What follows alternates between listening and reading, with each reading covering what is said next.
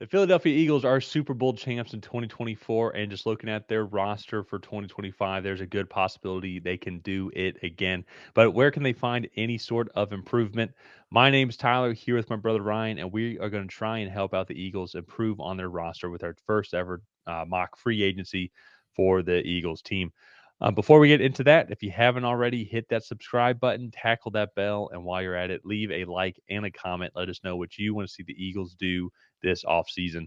And Ryan, let's pull up over the cap here, just showing their free agents. And we're going to get into kind of their money situation here in a second. But what just an amazing season for the Eagles team as a whole. We were kind of joking on our Giants video because we were just talking about like all the moves. We were talking about the Eagles as well.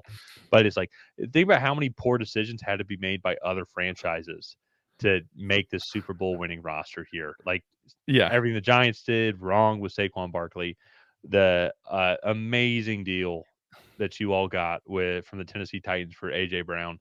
Another one then too as well. It's going to be like people not knowing who Jordan Mailata is. I think letting Jalen Carter fall and then you guys trading up one spot to go and get him. Like just all these just amazing things that have had to work out. So now you guys have one of the most dominant rosters I think we've seen in a really long time. And so with that though, and the way they set up their contracts, a lot of these guys are going to walk. They're not really going to have any money to pay a lot of these guys. And so we're going to get into that here in a second. But Ryan, looking at this list here, Zach Bond, one of the best linebackers in the league. Mekhi Becton had a career resurgence. Josh Sweat as well, on one of the top edge rushers hitting the free agency market. Is there anybody else here that you think the Eagles are going to want to try and make an argument for on keeping and keeping them on the roster? Yeah, I mean, Josh Sweat and Milton Williams are the other ones, that I feel like they could potentially wanna keep around.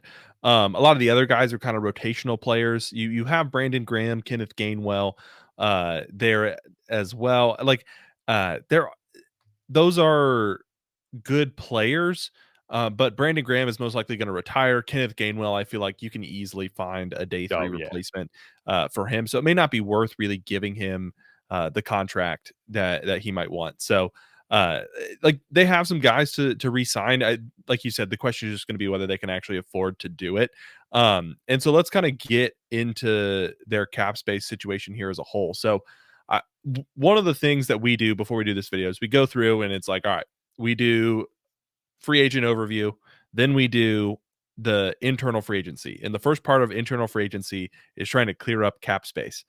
So I don't know if you guys have ever done this in Over the Cap, but you literally cannot clear up any cap space for the Philadelphia Eagles. All of their contracts are completely maxed out, and guaranteed. There's no money to be moved around anywhere. So they had about $22 million in cap space. The only way we were really able to clear up any money to get them to about 30 million was re-signing or sorry, releasing Darius Slay and releasing James Bradbury with a post June 1st cut. Those guys are getting older. They're kind of at the end of their career. And you have Cooper DeJean, yeah. Quinion Mitchell kind of coming in to replace them on rookie contracts. And so I feel like those guys, while might be sad to let them leave, I do feel like that's probably the right move for the franchise at this point. Well, and then CJ Gardner Johnson as well to come in, and so I think James Yeah. Bradbury is like a foregone conclusion now. Like I don't even think he played really at all this season. And with the performances of the young rookies, it's like, yeah, no, this is the clear next step. Darius Slay's the only guy that's really has any, like, if they would want to cut or move on from him or if he'd want to retire. I think he wants to play one more year. I don't believe he would want to go anywhere else, like if they would trade him. But if the Eagles end up having to make that decision, move on from him to keep one of the two guys that we're going to be talking about here in a second, then they might have to do what they have to do, and so they could clear up some more space.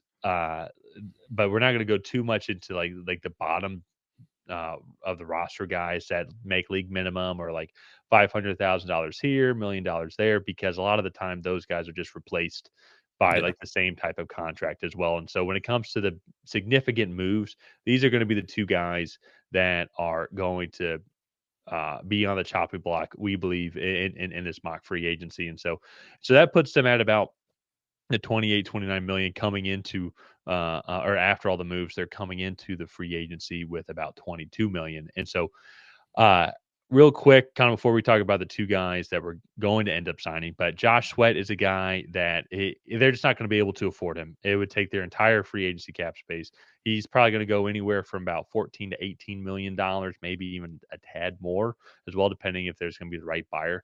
And the Eagles as well too, with how they draft as well and how well they draft, they're going to be picking in a prime spot too, I think, to go get a replacement outside linebacker, edge rusher, and so I think that's going to be an area of need that they definitely focus on in the draft with Brandon Graham probably retiring, Josh Sweat definitely moving on. They do have Nolan Smith as well. I did see one comment, and maybe I just missed this, but Nolan Smith might have torn his tricep in the Super Bowl, so he should be fine and back. If that is the case, I need to go back and double check this. I was just reading this now, but if that is the case, he should be fine come season, come the beginning of the season.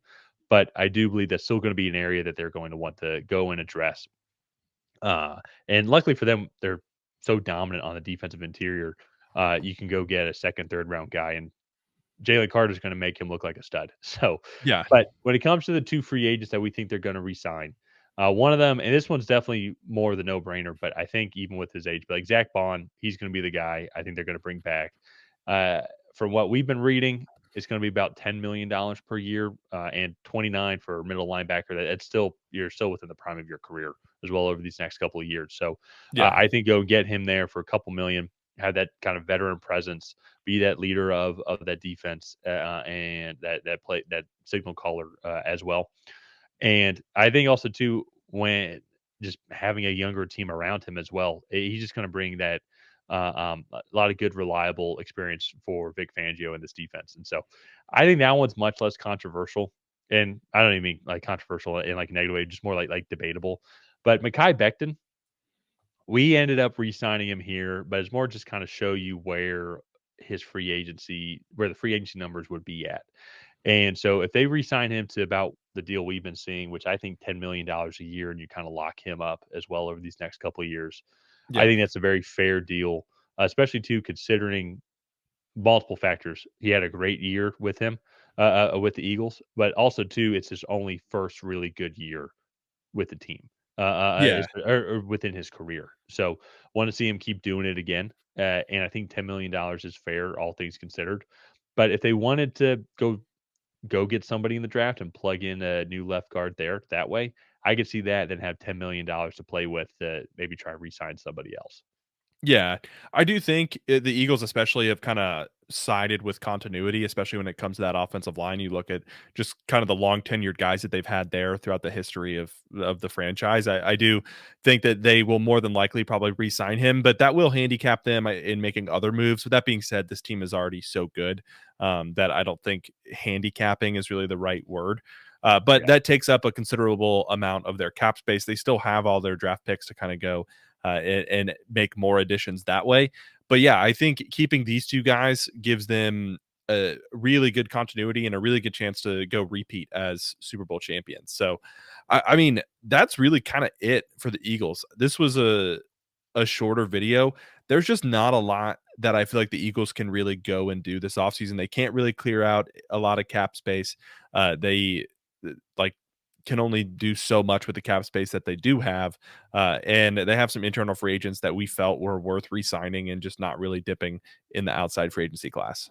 Well, and I also too, when you look at the outside free agency class, and I'm trying to think of like who would you go and find that would be better than what you already have? That would be within Yeah.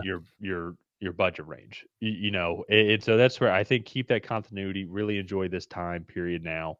And it's kind of funny too, just like my last comment, kind of looking at all this, it's like the way Howie Roseman structures these contracts, it's genius and also like the riskiest thing I think you could do. Like imagine let's say Jalen Hurts like tore his ACL and there's some other injuries and then uh, you go 4-13 or something like that. But like just unlucky things that happen throughout Yeah. a season. I go look at what happened to the Saints, or go look at the Browns isn't really unlucky. Like that was a self inflicted wound with a contract situation that they're in. But They'll just put a towel over it.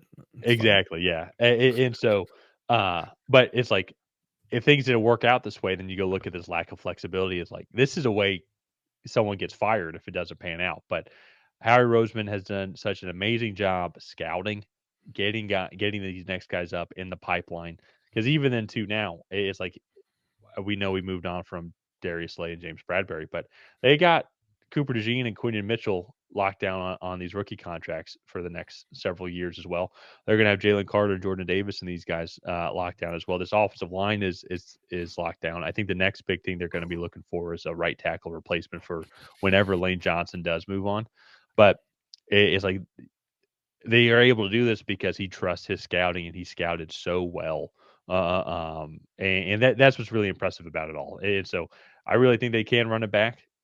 It's when you just go look at this roster here, they may I'm being very picky, maybe could improve a little bit in the tight end position. Not that I dislike Dallas Goddard, but it's like if they want to somehow like draft another tight end and see if you can kind of build on from there. Because I think next year is a contract year for Dallas Goddard. Yeah. So next year, actually, a lot of the potential cuts could come into play. So like they could cut Dallas Goddard after next year and save and save 10 million in the 2026 free agency. So there's some more flexibility overall when it comes to I think next year's draft, but or next year's Yeah. free agency. But this year though, Super Bowl lineup I think is going to come back intact and going to be a force to be reckoned with. Oh, for sure. But let's go ahead. Let's wrap up this video here. If you guys have not already, please go ahead and like and subscribe. That is the best way to help out the channel. While you're down there, leave a comment on what you thought of this Philadelphia Eagles mock free agency. Did you love it? Did you hate it? What would you have done differently? And other than that, we'll see you guys next time.